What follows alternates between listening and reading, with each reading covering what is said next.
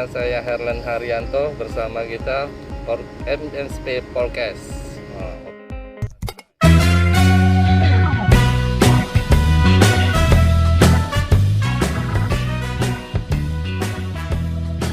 Hai, selamat malam Maria. Malam kok. Apa kabar? Baik. Sehat? Sehat. Terima kasih lo udah mau mampir ya ke podcast kami nih di MSP Podcast, obrolan santai. Wah, hari ini gimana? Hari ini gimana? Seperti biasanya. Seperti biasa gimana nih? Seneng kah? Ya seperti biasa, hari Senin seperti apa? Menunggu minggu off berikutnya. Iya. Oh iya, ngomong-ngomong nih, kalau untuk namanya asli nama panjangnya Maria nih sebenarnya Maria Wijaya apa? Maria Wijaya itu aja. Itu doang, dua kata itu aja. Oh, Maria Wijaya. Nah, nama yang paling bagus ya. Singkat padat jelas. Singkat padat jelas. Terus aslinya Maria dari mana? Dari Surabaya. Surabaya? Area Surabaya? Iyo. Saya titik loh ikut iso ngomong Jawa. Bisa mau titik-titik. Titik-titik ae. Titik-titik wae. Tapi saya lihat dari bentuknya Maria ini ya, mukanya ini, face-nya ini kayaknya ada blasteran gitu loh, campuran kayak campur sari gitu loh. Jadi ada campuran apa nih ya? Campuran dari papa sih memang bukan benar-benar asli orang Surabaya, dia ada keturunan Chinese-nya, cuman sudah lama di Surabaya. Maksudnya dari kecil lahirnya juga di Surabaya. Oh, jadi keluarga besar semua di Surabaya ya? Iya, kalau mama memang asli orang Surabaya. Oh, pantesan blasteran biasanya itu ya keluar pasti cantik-cantik gini. Nah, kalau cowok pasti ganteng-ganteng. Nah, termasuk si Maria ya betul sih, ini. karena kalau cowok cantik nggak bagus sudah. Kalau cowok cantik bahaya. Iya, makanya Iya. itu. Nah, si cowok itu ganteng. Oh ya, Maria, berarti Maria saya dengar ini ya, maksudnya dari Surabaya pernah nggak pergi ke luar kota atau kemana? Untuk apa nih? Maksudnya kerja atau untuk sekolah atau? Untuk sekolah waktu di Surabaya itu. Kalau sampai lulus kuliah S1 di Surabaya terus kita. Oh, di saya Surabaya nggak kemana-mana. Oh, diambil jurusan apa di kuliahnya? Ambil jurusan waktu itu ekonomi bisnis, tapi ambil ke accountingnya. Oh, accountingnya. Nah, Terus ambil di accountingnya. Berarti waktu tamat kuliah itu sudah langsung bekerja atau gimana? kebetulan waktu itu saya langsung kerja ya. Jadi bahkan belum, kalau di Surabaya itu kan kadang-kadang kalau mau wisuda kan ada waktunya. Jadi enggak setiap kali lulus pasti maksudnya dia akan buka kuota. Kalau pada saat zaman saya itu gitu loh. Jadi sebelum wisuda saya udah mulai kerja gitu. Cuman ijazah yang resmi kayak apa pakai toga apa itu belum. Belum ya. Tunggu berapa bulan gitu terus baru ada. Oh, berarti baru ada. Berarti maksudnya kalau di Surabaya itu sudah pernah lulus kuliah langsung bekerja Iya, apa di mana? langsung bekerja. Bekerja di mana tuh? Di Surabaya juga sih waktu itu. Karena kebetulan waktu itu kan kita masih kayak baru lulus. Yang penting maksudnya untuk level fresh graduate waktu itu ya, intinya misalnya standarnya bisa dapat berapa, kita dapat tawaran sekian, oh ya udah boleh lah coba gitu. Namanya ini baru lulus gimana sih, rasa penasaran, rasa pengen coba lah, kalau nggak suka ya udah pindah aja gitu. Saya lihat ini bentuknya kayak anak mami nih. Kayak anak mami nih.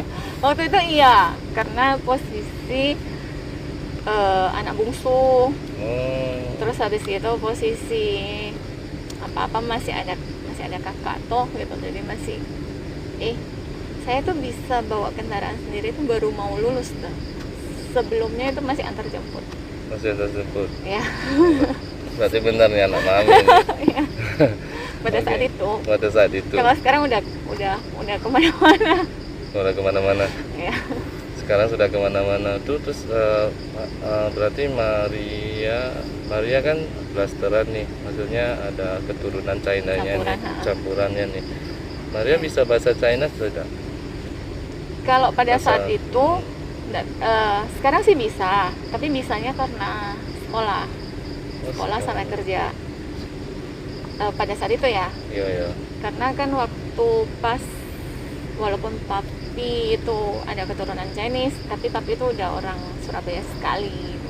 Jadi udah membumi sama Surabaya lah gitu. Membumi Surabaya. Berarti hari-hari di Surabaya tuh Pakai ngomongin bahasa Indonesia, bahasa Jawa, bahasa Surabaya, bahkan papi itu bisa bahasa Madura. Yo. Yo. Wah, hebat ya. Tapi dia nggak bisa bahasa Dia Mandarin. bisa bahasa Nggak Mandarin. bisa. Nah, terus oh iya. Berarti Maria nih bisa bahasa Mandarin ya? Bisa karena sekolah. Karena sekolah. Ah. Kok bisa ada bisa sekolah di mana tuh waktu itu? Waktu itu sekolah saya ambilnya sih waktu itu di Taiwan. Hmm. Kok bisa di sana? Karena pingin aja sih, waktu itu kan lihat temen, ada lihat di tempat kerja lama, ada orang marketingnya, terus kita lihat, ih keren ya bisa bahasa lain yang selain kayak, kalau di Surabaya kan kalau bahasa Inggris itu udah biasa.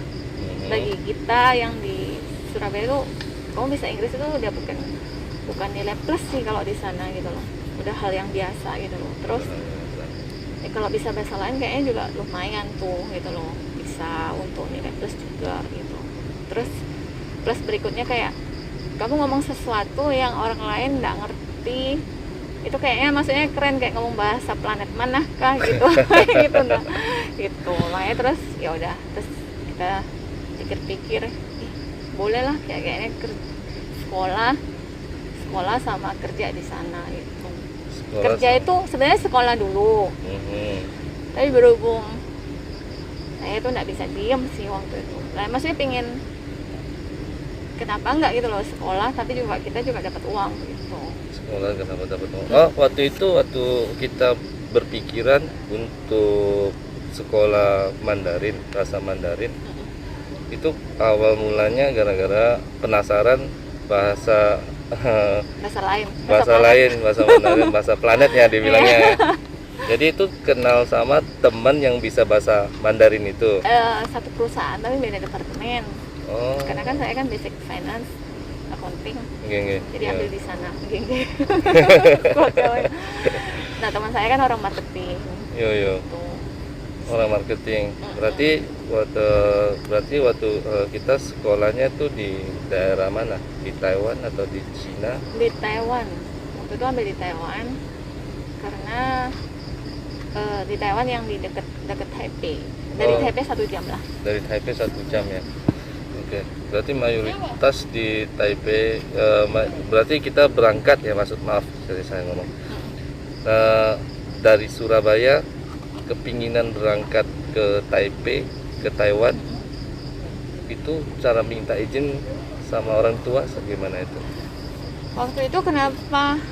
Kan banyak orang biasanya kan ambil bahasa itu kan kebanyakan ke Cina. Kenapa ke Taiwan? Karena salah satu alasannya karena ada keluarga di sana. Itu kita satu saudaraan itu yang cewek cuma 2. Saya sama kakak perempuan saya, Cici. Jarak umur kita lumayan jauh sih gitu loh. Cuman papi kasih izin pun juga karena itu gitu loh. Ya sudah, kalau kamu memang mau belajar bahasa boleh, tapi ke Cici gitu. Oh, ke Cici. Saya kan 0, nggak bisa sama sekali. 0 sama sekali. 0 sama sekali. Kita cuman punya bekal bahasa Inggris aja. Bekal bahasa Inggris saja. Jadi dengan beranikan diri ke Taiwan. Iya.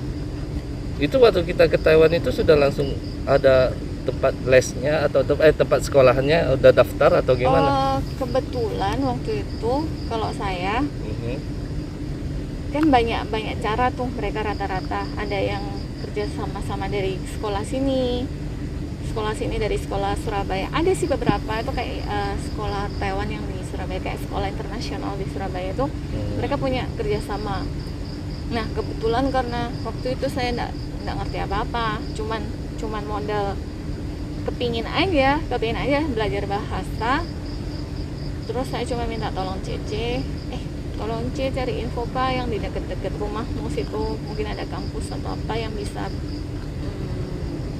aku belajar bahasa Mandarin itu. Terus habis itu pun juga awal mula berangkat itu enggak enak langsung kayak oh mau berangkat sudah, karena waktu itu posisi di Taiwan itu banyak imigran gelap.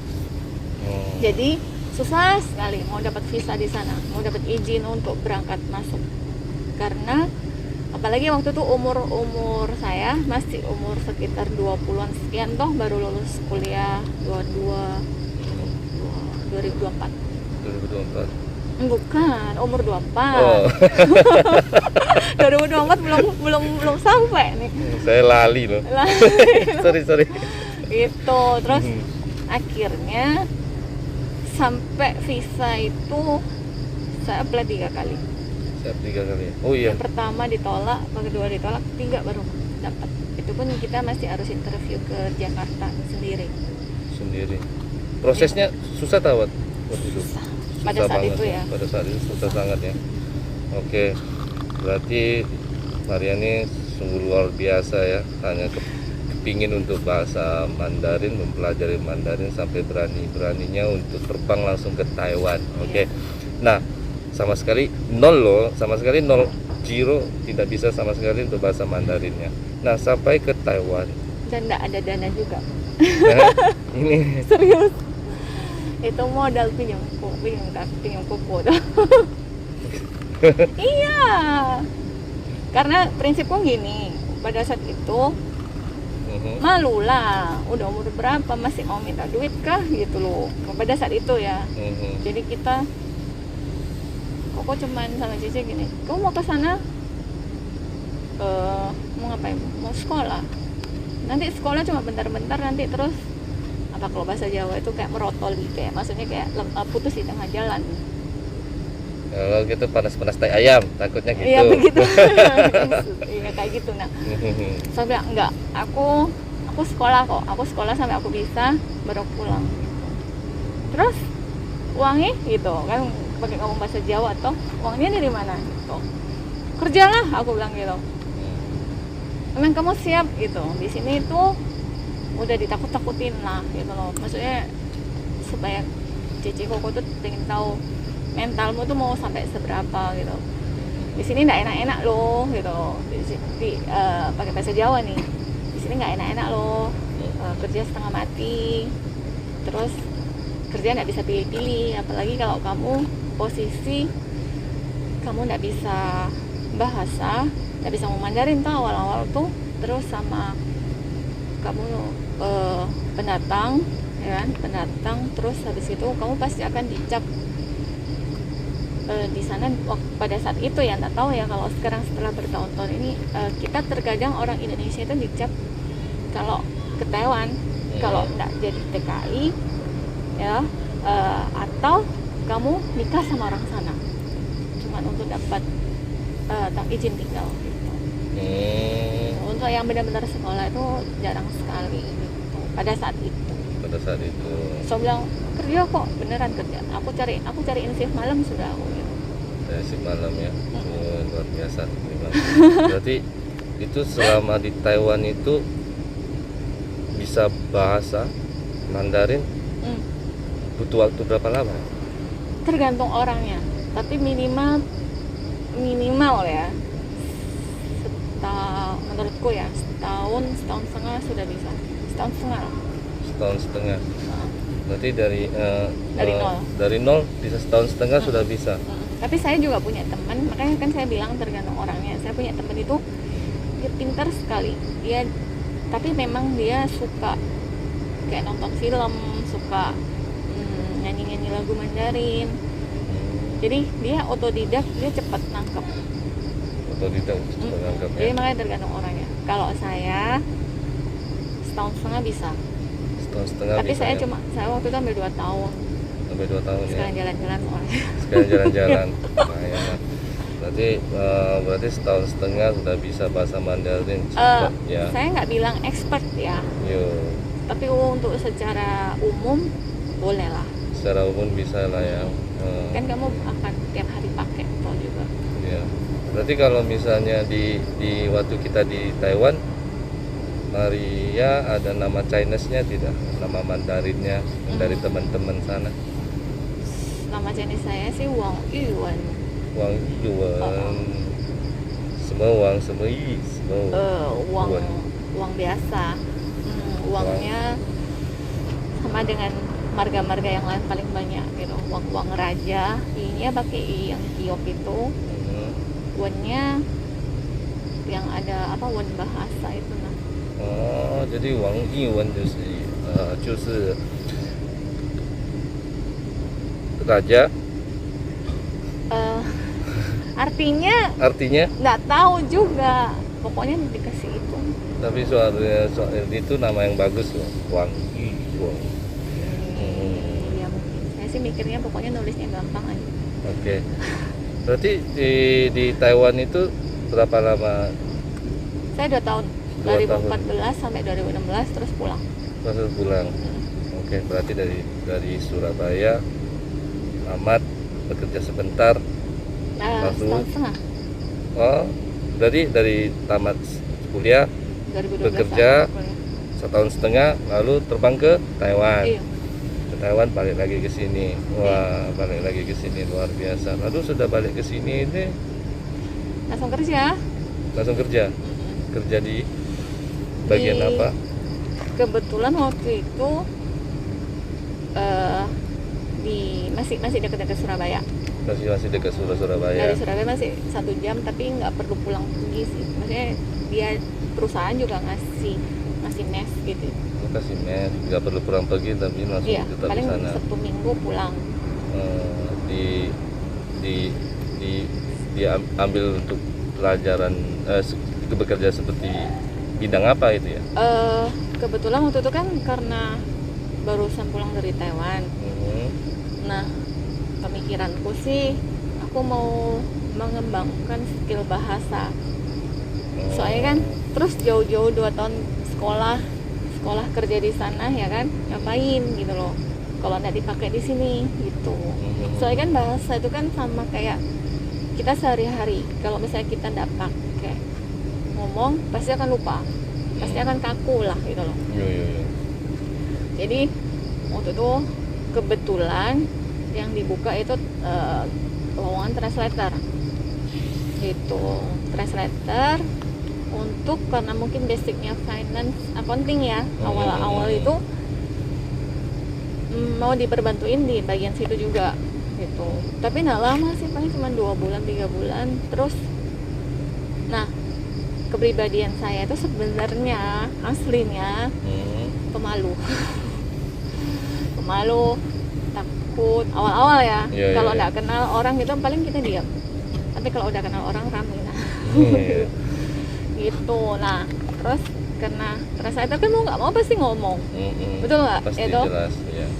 itu awal-awal itu waktu jadi translator. Nah, waktu jadi translator itu kita udah mau ngomong sama 2-3 orang translate itu udah tangan udah dingin semua sudah itu. Iya. Grogi toh, karena kan takut salah.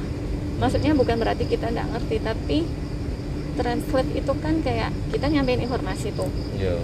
Kalau misalnya kita ada miss apa yang mau disampaikan tapi itu nggak nyampe ke orang, itu kan kita juga kayak beban Iya. begitu. Pressure-nya tetap ada gitu. Terus waktu masuk kerja jadi translator pertama kali masuk kerja itu agak sedikit grogi. Terus sudah santai itu udah bekerja berapa lama? Santai itu sudah jalan 6 bulan. Nah, itu awal kan sebenarnya ditaruh di office-nya. Terus si bos itu lihat, anak ini bisa kayak ditaruh di lapangan gitu, taruh di produksi. Kan waktu itu kan memang di pabrik sepatu waktu itu. Pabrik sepatu. Tapi yang punya orang hewan. Orang Taiwan. Orang hewan, terus ada banyak orang Chinese-nya juga. Orang Banyak orang Lautnya juga Chinese-nya banyak. Gitu. Terus kan kita aktif, sering suka ketemu orang gitu loh. Terus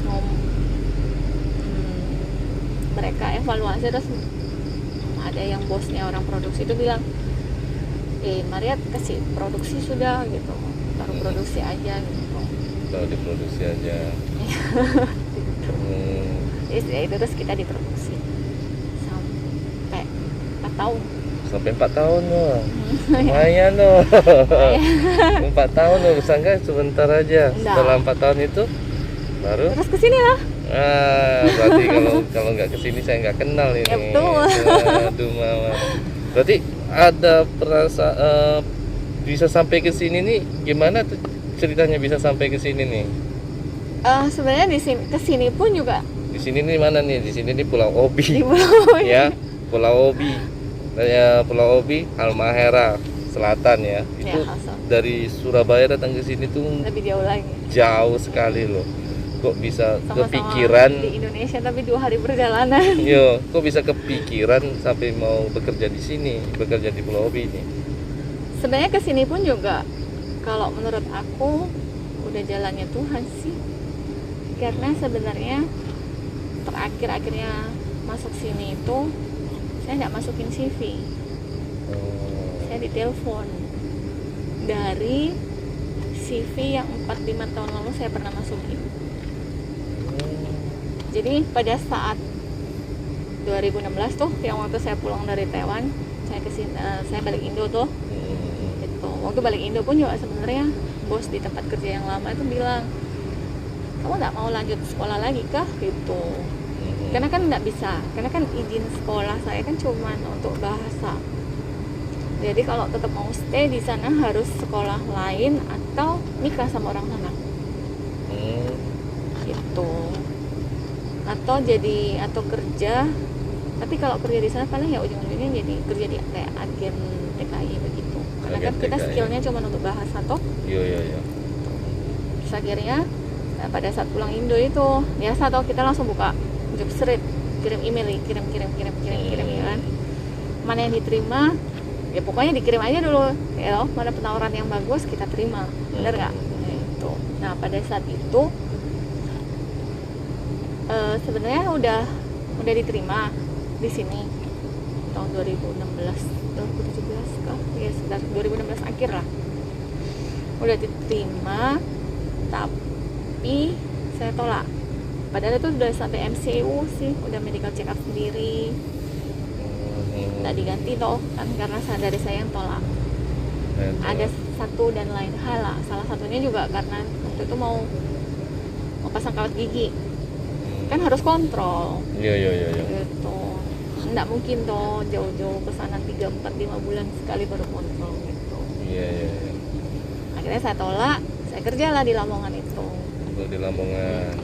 Nah, terus tak tahu gimana ceritanya tuh 2020 Oktober ditelepon sama Jakarta. Sama Jakarta. Ya. Aduh, jadi telepon sama Jakarta. Iya, ditelepon sama Jakarta. Jadi makanya saya juga heran. Saya juga sempat, saya nggak masukin CV dah Bu. Aku bilang gitu. Terus bilang, ya saya lihat CV-nya dari 4 tahun yang lalu gitu. Oke, tahu ya. Oke, teman-teman, mau sambung, jangan lupa untuk acara berikutnya kita masih sambung dengan Maria Huang karena lumayan panjang ini ceritanya. Jadi saya mohon maaf sekali, saya akhiri podcast malam hari ini dan akan bersambung untuk podcast selanjutnya dengan Ibu Maria. Nah, di belakangnya Maria ini masih banyak cerita-cerita yang akan saya korek ya. Oke, teman-teman, jangan lupa subscribe dan jangan lupa klik lonceng dan klik jempolnya dari MSW Podcast. Selamat malam.